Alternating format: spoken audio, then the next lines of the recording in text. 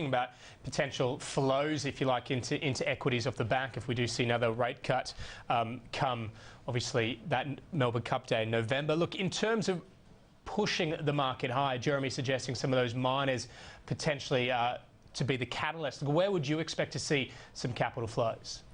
What we've seen in the past is that the first area to benefit are those high yielding areas, because as we do see term deposit and cash management rates declining, we do see start to see some income investors focusing on yields coming through from Australian stocks. We've seen a number of rate cuts now back in November, December last year, and also in May, June this year, and then the one that we've just recently seen as well. And I guess one of the huge positives that has benefited from those rate cuts have been those high yielding defensive areas.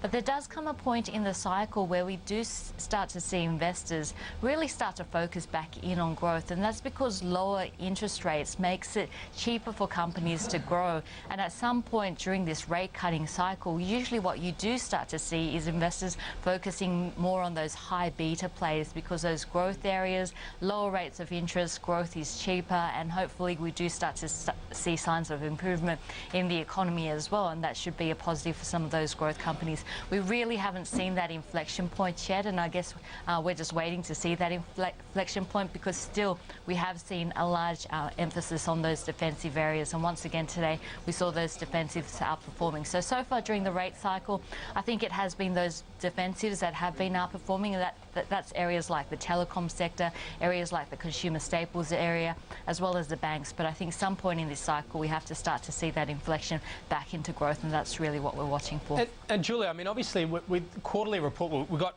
production reports out from Rio today, Fortescue. We have BHP almost upon us. Did you see anything within those production reports that give credence or confidence to investors to be able to start putting money back into some of these miners?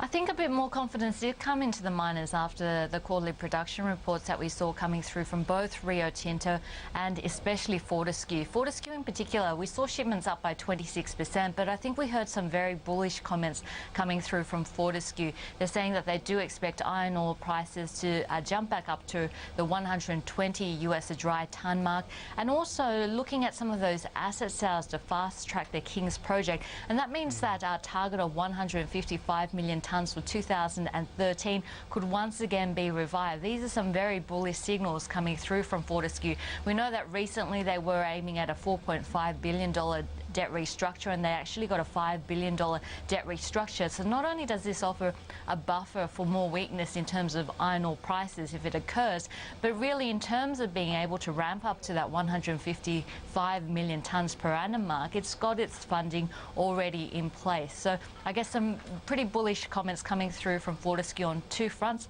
One, that we will see prices coming back to about 120 US a dry tonne, and secondly that we could see a revival of that 155 million tonne per annum target for 2013, and of course the shares finishing on a high after the